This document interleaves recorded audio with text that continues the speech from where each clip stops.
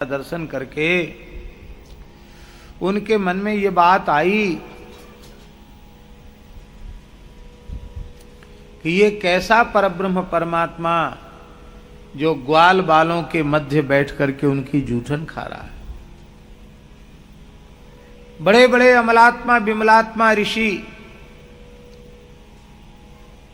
शास्त्र मर्यादा में स्थित होकर अत्यंत शौचाचार संपन्न होकर यज्ञीय चरु का निर्माण करते हैं, पुरोडास का निर्माण करते हैं।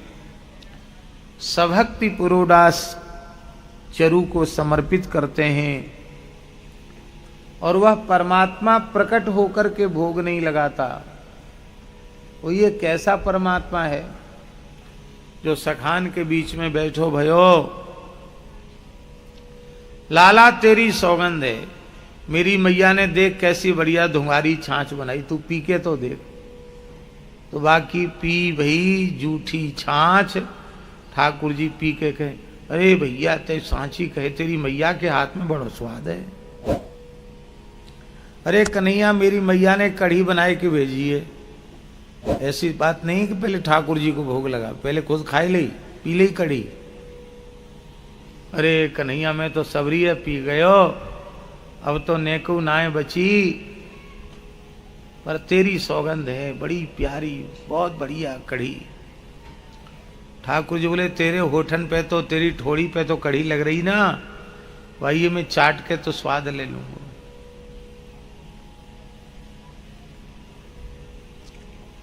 एक दूसरे का छीन झपट के खा रहे हैं, खिला रहे हैं।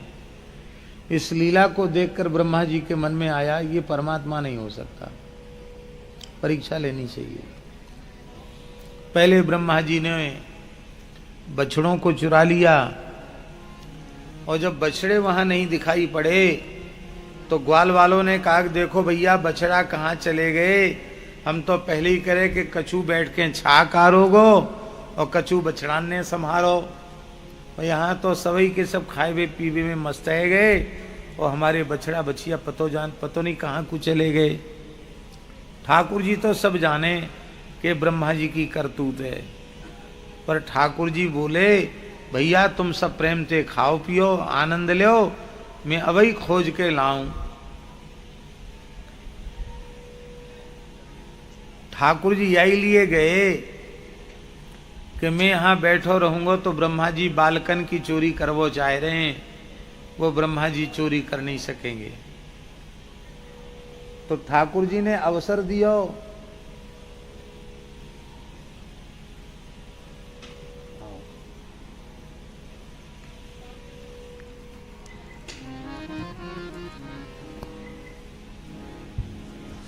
आओ तो आओ, आचार्य जी को प्रणाम। क्या ठाकुर जी ने अवसर दिया और ब्रह्मा जी ने बालकों की भी चोरी कर ली। भगवान तो सहज सर्वज्ञ हैं, जितने बछड़े थे जितने ग्वाल थे सब स्वयं श्री कृष्ण ही बन गए। एक वर्ष तक भगवान ने ब्रज में बालकों के रूप में, बछड़ों के रूप में लीला की, गोपियों के मनोरथों को पूर्ण किया और गायों के मनोरथों को पूर्ण किया। गायों का मनोरथ था कि ठाकुर जी कबऊ कबू पद्मा गैया के थन में मोहड़ो लगाए के दूध पिए। हमारो ऐसा सौभाग्य होएगो, कहा कि ठाकुर जी हमारे थन में मोहड़ो लगाए के दूध पिएंगे, तो अब तो ब्रज की जितनी गैया सबके बछड़ा ठाकुर जी है गए, तो सबको दूध ठाकुर जी ने पियो। यशोदा के सौभाग्य को दर्शन करके वात्सल्य भाव वाली गोपी मन में विचार करती का कन्हैया हमारी गोद में को आवेगो, हमारो स्तनपान करेगो। कहा आज सबके बालक ठाकुर जी बन गए गोपियों के, और कोई गोपी ऐसी नहीं जिसका दूध ठाकुर जी ने न पिया हो। ब्रज कुमारिकाओं का मनोरथ कि हमारा पाणि ग्रहण श्री कृष्ण के साथ ही हो। इस मनोरथ की भी पूर्ति हो गई। गर्गाचार्य जी ने आए के कह दियो कि या वर्ष विवाह के सर्वोत्तम मुहूर्त हैं, बिल्कुल विचारवे की आवश्यकता ही ना है। जा बालक को जा बालिका के संग शास्त्र विधान से संबंध हो तो होए पक्को कर दो और यही साल में ब्याह कर दो। ब्याह कर दोगे तो कन्या को सुहाग अविचल है जाएगा और वही पुण्य मिलेगा जो समुद्र ने लक्ष्मी जी नारायण को अर्पण करी, जो हिमालय ने पार्वती शिव जी को अर्पित करी, जो जनक जी ने अपनी कन्या जानकी राम जी को अर्पित करी। तो जो लाभ मिले हो ना वही लाभ तुम सबन को मिल जाएगा। ब्रजवासिन ने अपनी अपनी लालीन को विवाह ग्वालन के संग में कर दियो यथा योग्य। अब देखो भैया, असली जो ग्वाल वाल हैं वो तो ब्रह्मा जी ले गए। अब यह समय जिते ग्वाल वाले वो सबरे के सबरे श्री कृष्ण ही हैं। तो ब्रज की समस्त कन्याओं का पाणि ग्रहण श्री कृष्ण के साथ हो गया। यही लिए सुखदेव जी महाराज ने रास पंचाध्यायी में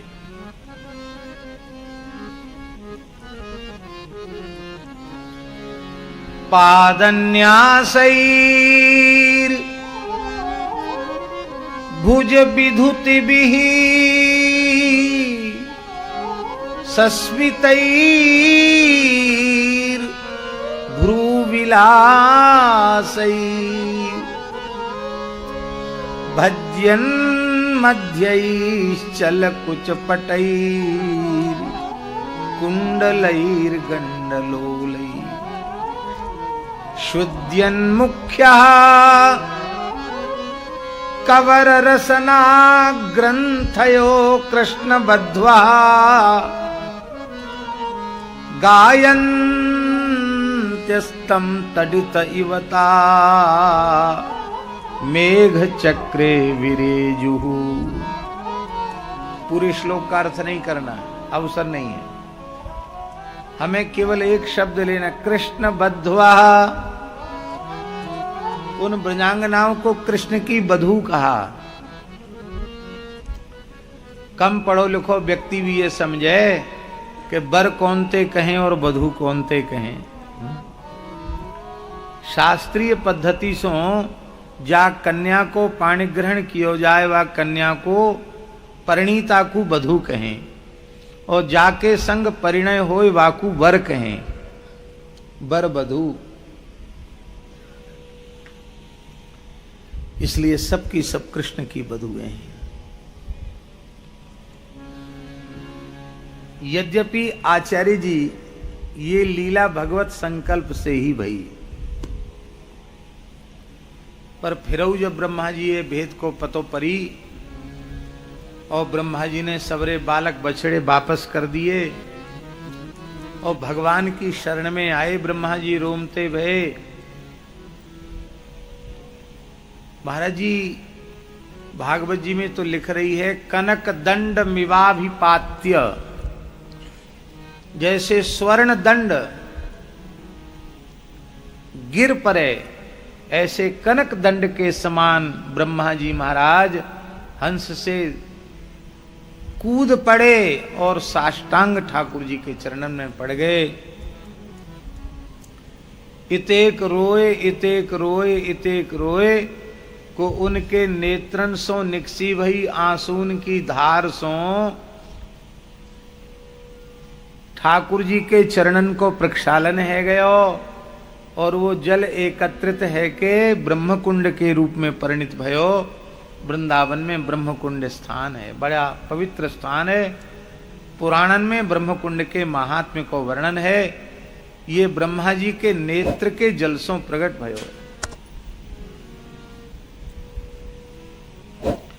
ब्रह्मा जी के प्रेमाश्रु जलसों श्री कृष्ण चरण कमल को प्रक्षालन भयो, और वो जल ब्रह्मकुंड है।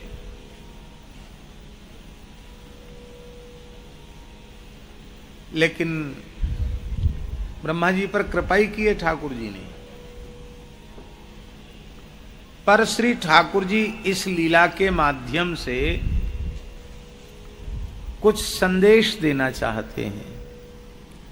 उस संदेश देने के लिए श्री ठाकुर जी ने एक लीला करी। लीला ये करी कि श्री ब्रह्मा जी ने लंबी चौड़ी स्तुति करी, और स्तुति करते हुए ब्रह्मा जी ने कई प्रश्न पूछे, पर ठाकुर जी एकदम मौनी बाबा बन गए, बोले ही नहीं। ना हंसे आचार्य जी, ना हंसे, न मुस्कुराए, न बोले, गुम सुम है के सुनते रहे। कोई आए कि आपके हाथ पांव जोड़े, आपको दंडोत करे, आपकी लंबी चौड़ी स्तुति करे, और आप बाकी तरफ देखो नहीं ठीक थे, वह कैसो लगेगा। फिर वो कछु पूछे तो आप उत्तर न दो तो ओ कैसो लगेगा।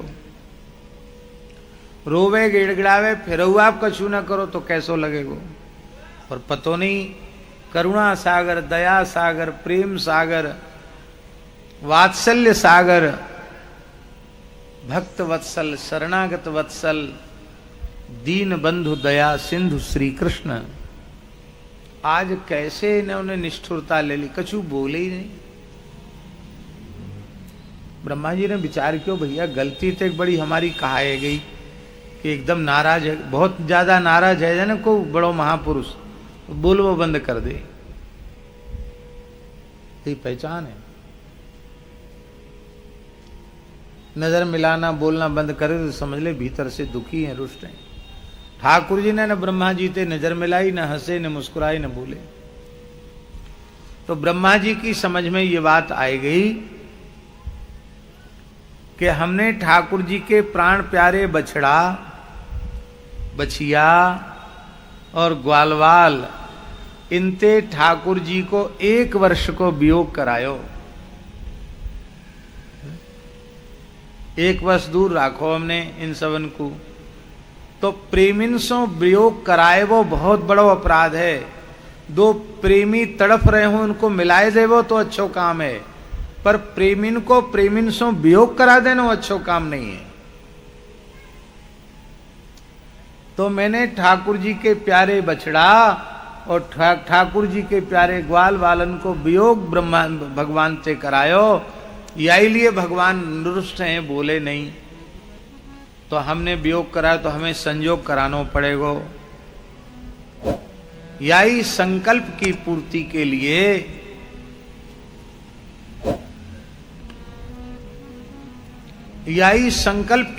के लिए भक्ति काल में श्री ब्रह्मा जी ने अपने एक अंश से नाभा जी के रूप में अवतार लिया। और नाभा जी जन्मांध थे।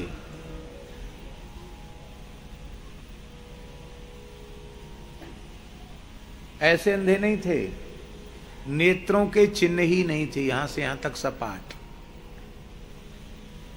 कई अंधे होते हैं उनकी आंख तो खुलती है, दिखता नहीं है, पर उनके तो नेत्र के चिन्ह तक नहीं थे, यहां से यहां तक सपाट चर्म था।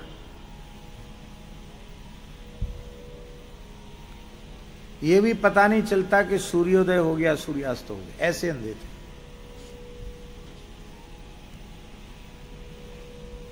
कहां जन्म हुआ नाभा जी का? वर्तमान समय में तो तरह तरह की धारणाएं हैं, उन सब बातों में हमको पढ़ना नहीं है। हम तो जिस ग्रंथ की कथा कह रहे हैं उसके टीकाकार के प्रमाण का आश्रय लेकर निवेदन कर रहे हैं। प्रियादास जी ने लिखा है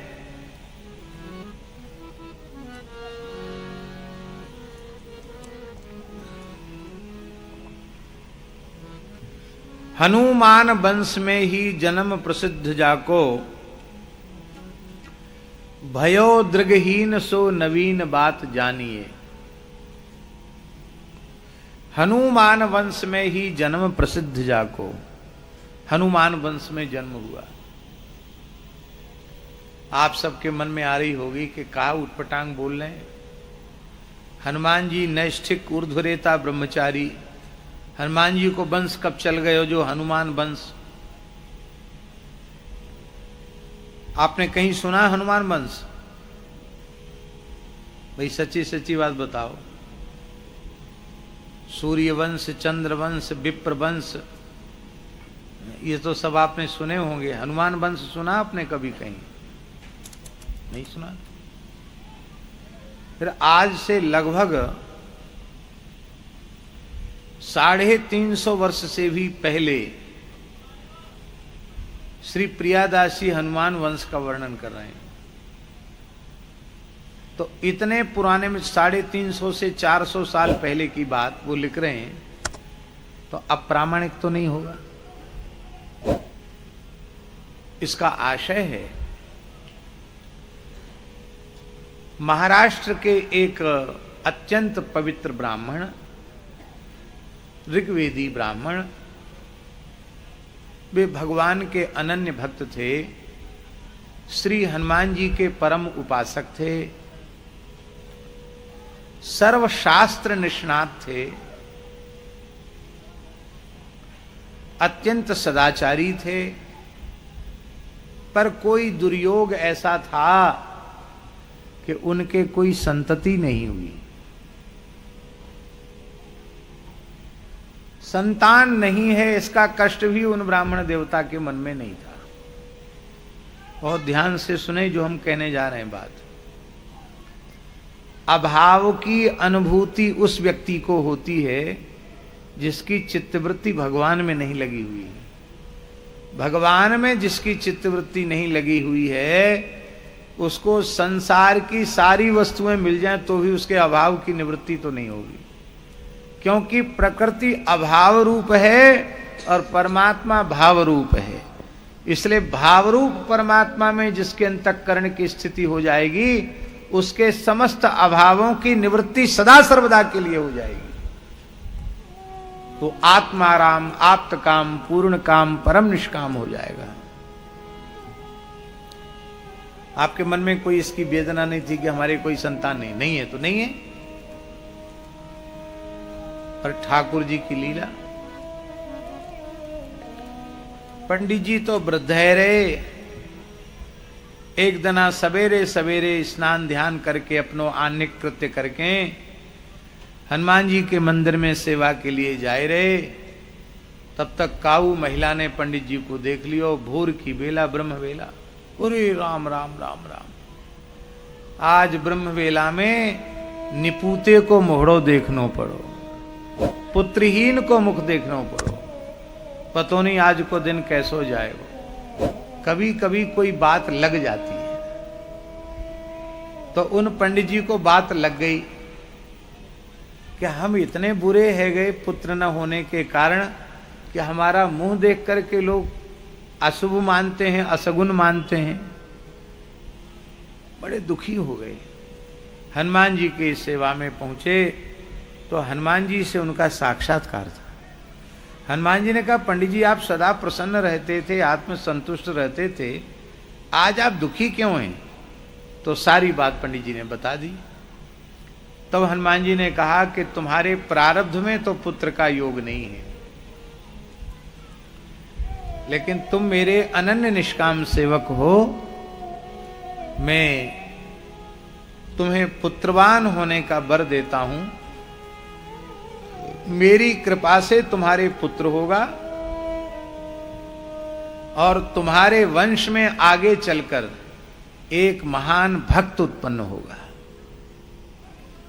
ये आशीर्वाद श्री हनुमान जी ने उन ब्राह्मण देवता को दिया। तो हनुमान जी की कृपा से उस ब्राह्मण का वंश चला, इसलिए उस वंश को हनुमान वंश कहने लगे। हनुमान जी, अरे भैया बुढ़ापे में लाला भयो। कैसे भयो? बोले हनुमान जी की, ये तो हनुमान जी की दया से वंश चलो। तो हनुमान जी की कृपा से, हनुमान जी के आशीर्वाद से वंश चलने के कारण उसको हनुमान वंश कहा जाने लगा। और उसी वंश में श्री नाभाजी प्रकट हुए। जब इनका जन्म हुआ उस समय घोर अकाल था। जब ये मात्र 5 वर्ष के थे उस समय इनके यहां घोर अकाल पड़ा। भीषण अकाल के कारण पशु पक्षी भी प्राण त्यागने लगे, देश वीरान होने लग गया। उसी समय आपके पिताजी भी भगवत धाम प्रयाण कर गए और अपने एकमात्र पुत्र जो जन्मांध है उसकी रक्षा के लिए विचार माता ने किया कि चलें कहीं आगे चलें, जहां सुभिक्ष हो वहां मेरा और मेरे पुत्र का पालन हो जाएगा।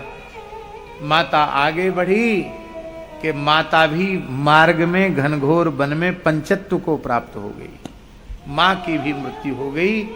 अब अकेला 5 वर्ष का बालक जंगल में बैठा हुआ है। महापुरुषों का जीवन होता बड़ा विचित्र है, बड़ा विलक्षण जीवन होता। तुलसीदास जी का जीवन देखो, बाल्यकाल कितना संघर्षमय है, कितना कष्टमय है। ऐसी नाभाजी का बाल्यकाल देखो। पिताजी का सुख, पिताजी चले गए, छोड़ के अकाल आंच माता वन छोड़ गई। वन छोड़ गई का यह अर्थ करना ठीक नहीं कि वो वन में छोड़ के चली गई। भला अपनी मां अपने एकमात्र पुत्र को जिसके पालन के लिए वो अन्यत्र कहीं जाना चाहती, वो छोड़ के जंगल में कैसे जा सकती है? वन छोड़ गई, कहां गई? भगवान के पास चली गई, उसकी भी मृत्यु हो गई। उस समय की बात है आचार्य जी, हरिद्वार का कुंभ था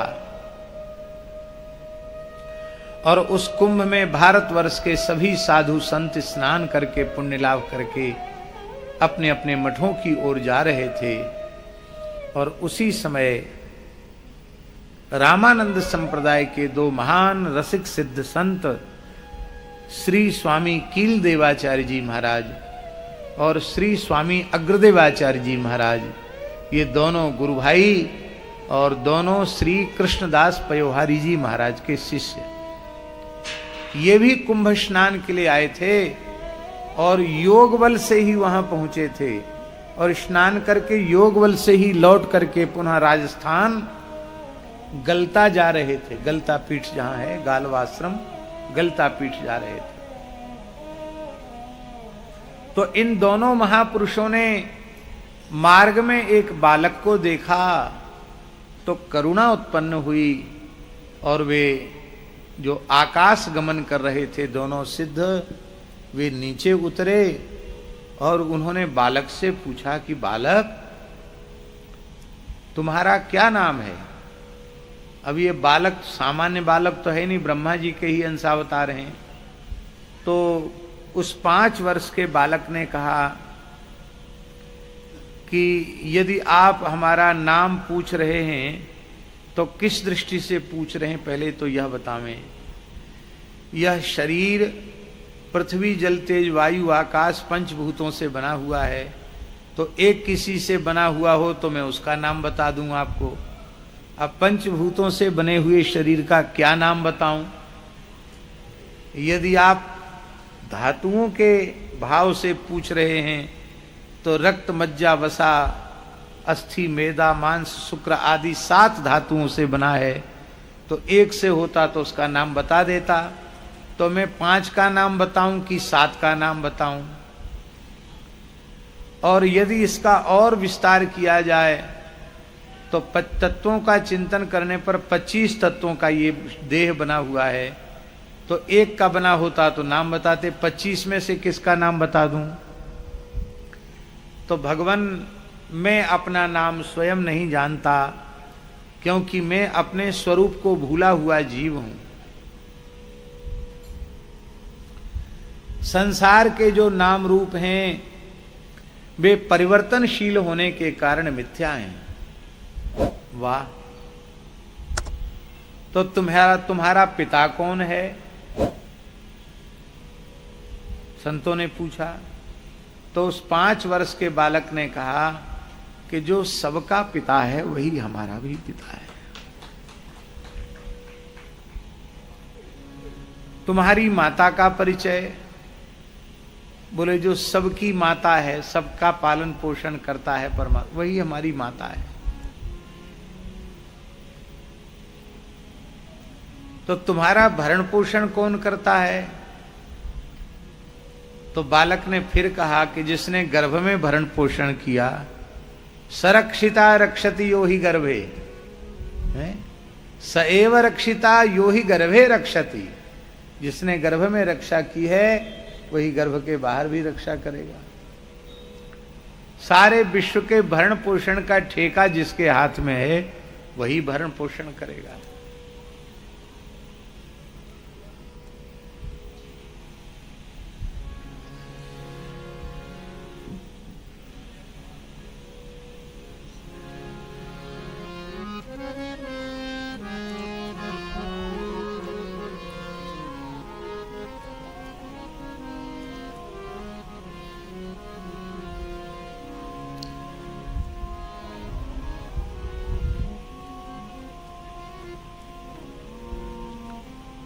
समझ गए?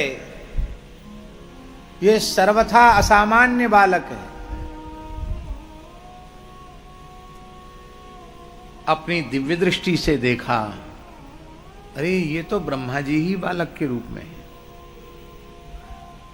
अपने पूर्व जन्म के किए हुए भगवद अपराध का प्रायश्चित्त करने के लिए जन्मांध होकर प्रकट हुए हैं? कहते ना, कोई आंख वाला व्यक्ति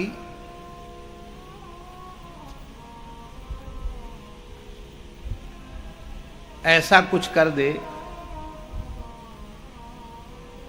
किसी ग्रंथ को लांघ जाए, किसी कलश को लांघ जाए,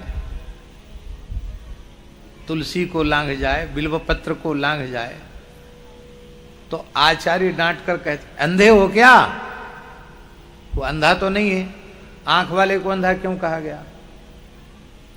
भाई आंख होती इसलिए है कि दृष्टिपूतम न्यसेत पादम, दृष्टि से पहले भूमि को देख लो तब पैर रखो।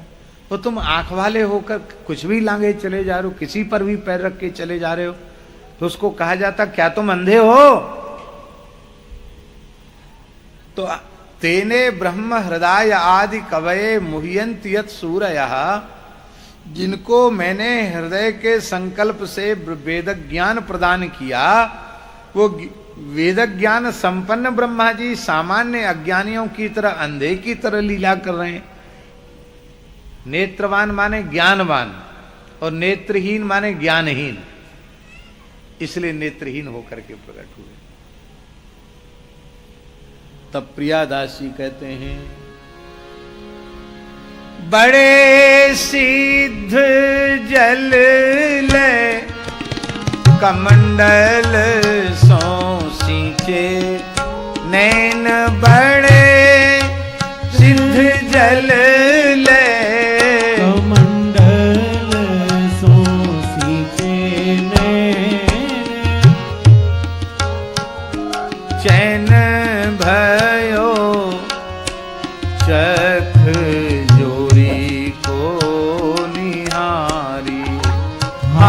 मन भयो चैन चक जोरी को निहारी।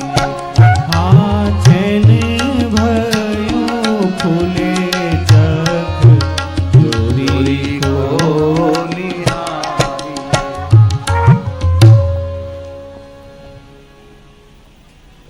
कमंडल से हाथ में जल लिया, गंगा जल तो था ही उनके कमंडल में।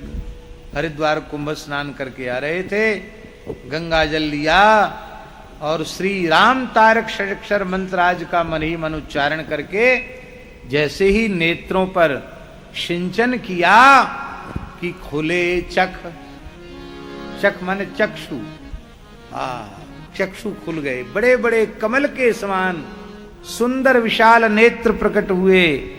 भैया दृष्टि देने का काम संतों का ही है, गुरुदेव का ही है।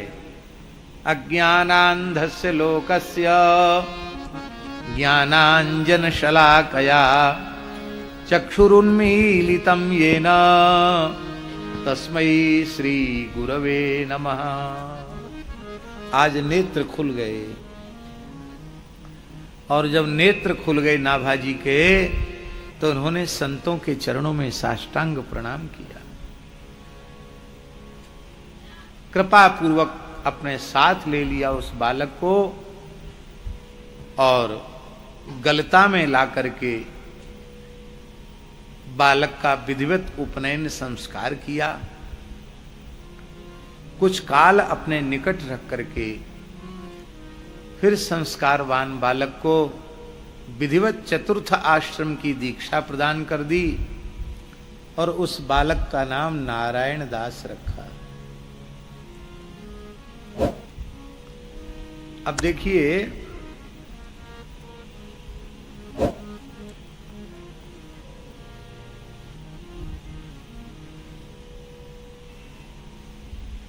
श्री आदि शंकराचार्य भगवान ने सन्यास किस आयु में लिया? बताइए आचार्य जी।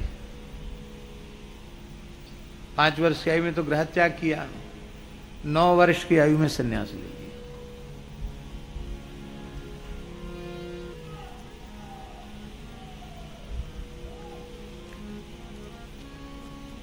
ईमानदारी से सोचो, 9 वर्ष की आयु सन्यास की अवस्था है क्या?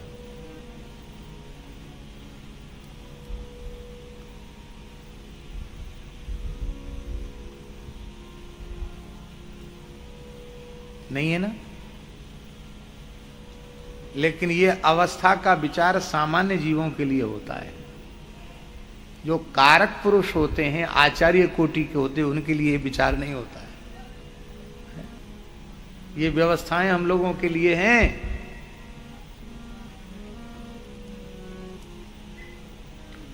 इसलिए वैराग्यवान पुरुष तो जन्म से ही अधिकारी।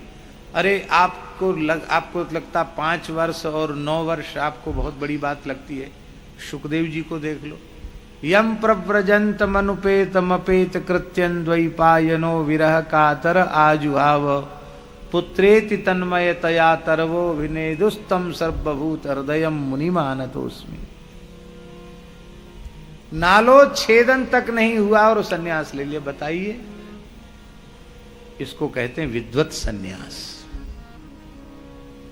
सन्यास के 2 भेद हैं, विविदिशा और विद्वत। विविदिशा सन्यास की विधि है, विद्वत सन्यास तो लिया नहीं जाता, हो जाता है। बोलो भक्तवत्सल भगवान की जय। वहीं विराजो कुर्सी पे।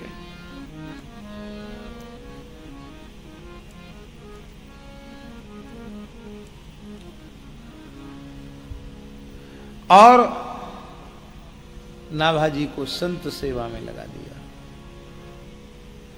कील आज्ञा पाए मंत्र अगर सुनायो है। अकील आज्ञा पाए मंत्र अगर सुनायो है। अकील आज्ञा पाए मंत्र अगर सुनायो है। कील आज्ञा पाए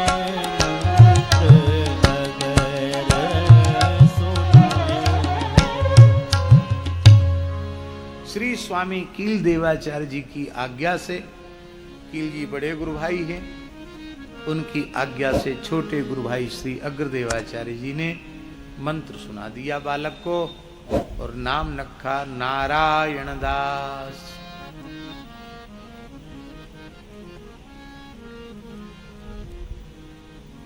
नाभाजी की जयंती पंजाब में तो पता नहीं कब होती है, हमें पता नहीं है,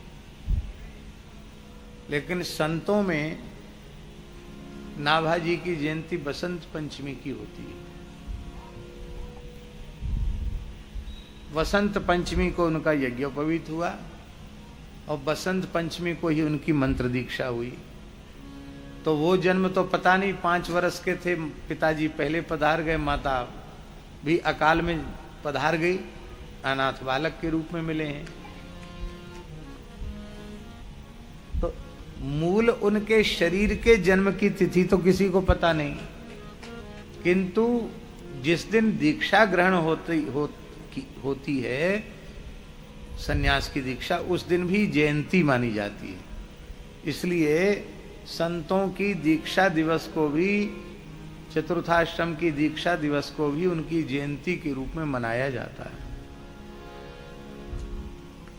इसलिए नाभाजी की जयंती बसंत पंचमी को मानी जाती है।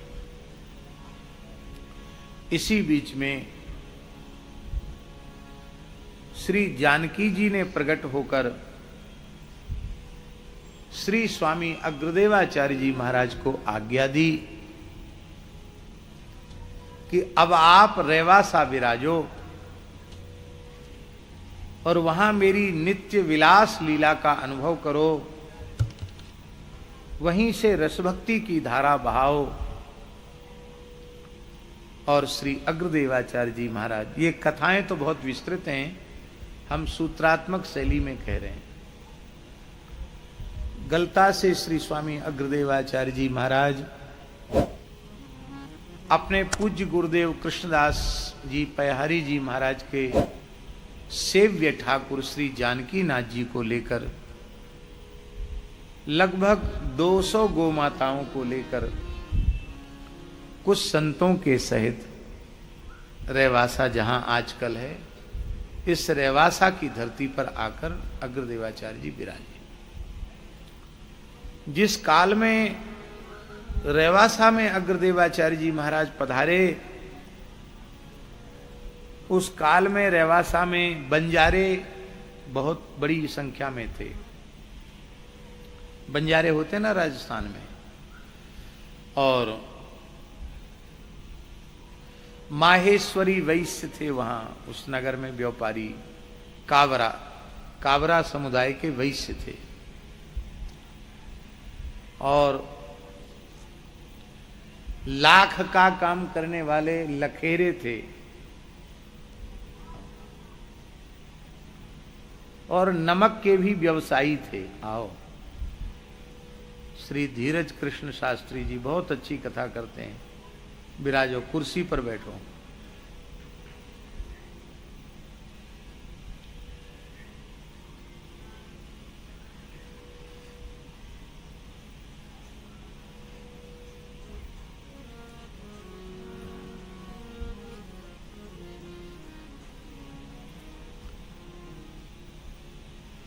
लखेरे, बंजारे, नमक के व्यापारी,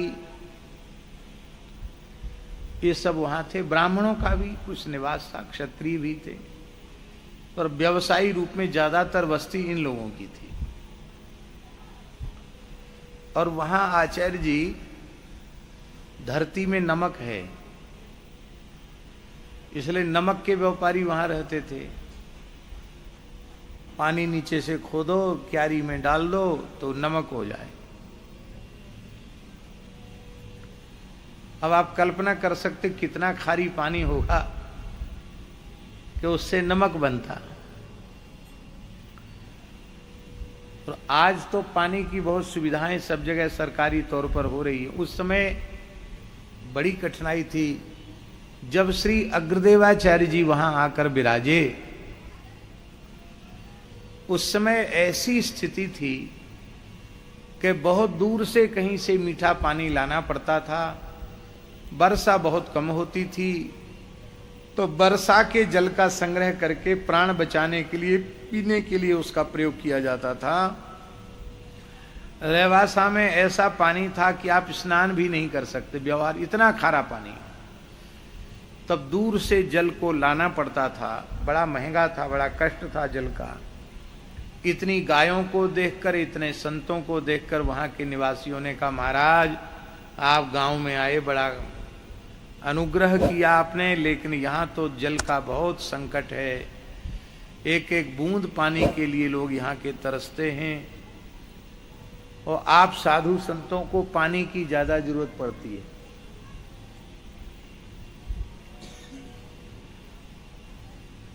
हाँ, हमने सुना है कि कई देशों में, जिनको लोग आजकल विकसित कहते हैं, विकसित राष्ट्र जिनको कहा जाता है, उन विकसित राष्ट्रों में बड़े बड़े मकान बने हुए हैं, उनमें बड़े सुंदर सुंदर स्नान घर बने हुए हैं, शौचालय बने हैं। शौचालय में कोई टोंटी ओंटी नहीं है, नल नहीं है, पानी है ही नहीं शौचालय में।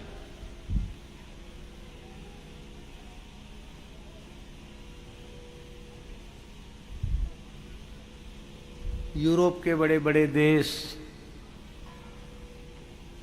इनकी सभ्यता है पानी रखना शौचालय में, देहातीपना है, असभ्यता है।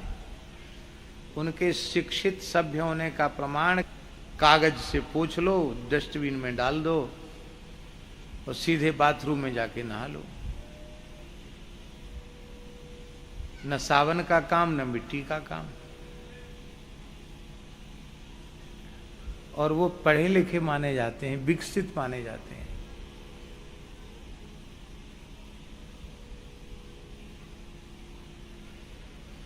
अब महात्माओं को देख लो,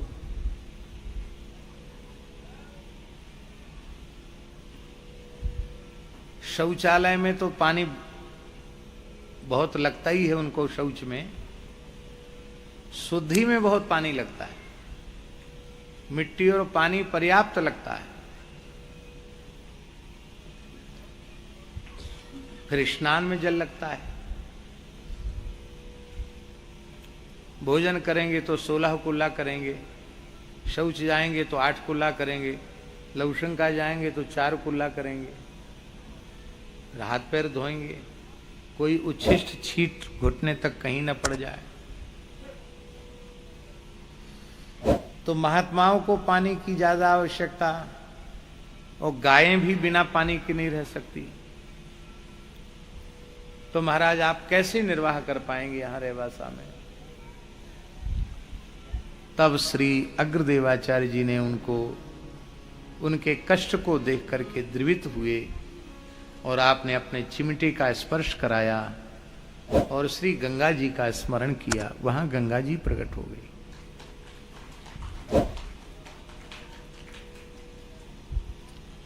वहां गंगा जी प्रकट हो गई और कहा कि गांव की, प्राचीन गांव जहां तक है रेवासा गांव, गांव की सीमा के भीतर नमक नहीं होगा। पहले गांव नमक पर ही गांव था और उनकी वाणी से गांव की सीमा में आज भी नमक नहीं है। वहां पानी निकलता है, पानी निकलने लग गया भूमि से, नमक नहीं है। और गांव की सीमा के थोड़ा बाहर आगे बढ़ो 2-3 किलोमीटर पर तो ठाकुर जी का ही खेत है, उसमें नमक पैदा होता है। केवल रेवासा गांव के रोड के उस पार जाओ तो ऐसा पानी कुल्ला नहीं कर सकते, भीतर जाओ तो खूब नहाओ धो। अब जहां इस समय रेवासा स्थान है, अब तो पुराने कुएं बंद हो गए, नहीं तो कुआ आश्रम के भीतर रेवासा मठ में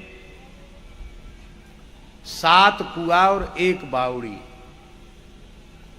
पानी के लिए, 7 कुआ और 1 बावड़ी और 11 चौक का स्थान। चौक होते ना, बाहर से दूर से लगता है कि आश्रम नहीं है, कोई किला है, किले जैसा स्थान। तो जब गंगा जी प्रकट हो गई तो सबके सब श्री अग्रदेवाचार्य जी के चरणों में नतमस्तक हो गए। फिर तो सबने कहा महाराज आप यहीं विराजो, और आप वहां विराजमान हो गए। वहां संत सेवा करने लगे। वहीं आपने श्री नाभा जी को आज्ञा दी।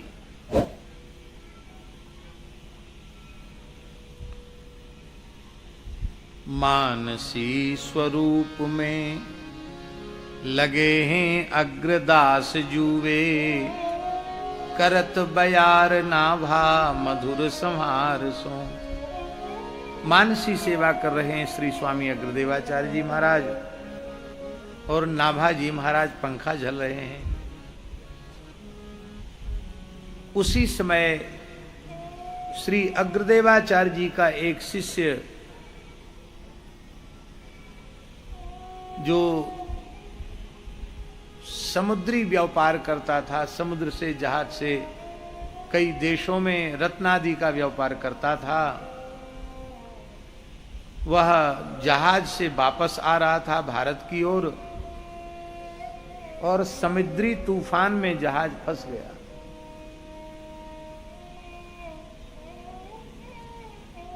और जब समुद्री तूफान में जहाज फंस गया और जहाज के संचालकों ने कह दिया कि अब जहाज का नियंत्रण हमारे वश में नहीं है,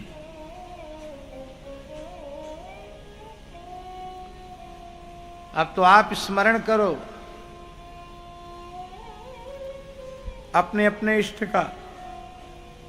श्री कोकिलावन बिहारिणी बिहारी जी महाराज की जय, परम पूज्य श्री महंत जी महाराज की जय, जय जय श्री राधे। ये रहने दो, सुनो मन जी।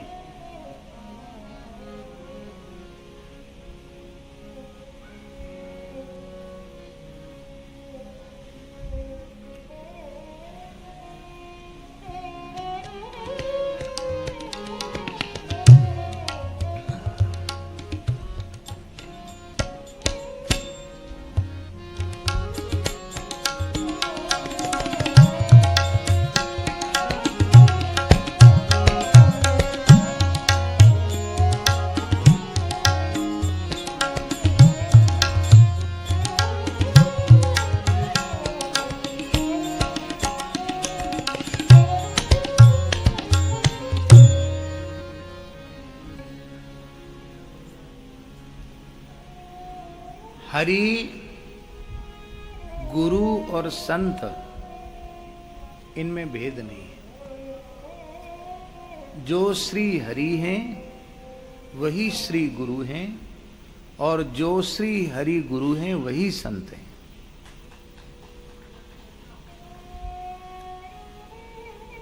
भक्तमाल का तो सिद्धांत ही है, भक्त भक्ति भगवंत गुरु चतुर नाम बपू एक। नामना भिन्ना इवा भांति तत्वतस्त्वेक एवहि। ये नाम से भिन्न है, तत्वतः ये चारों एक ही है।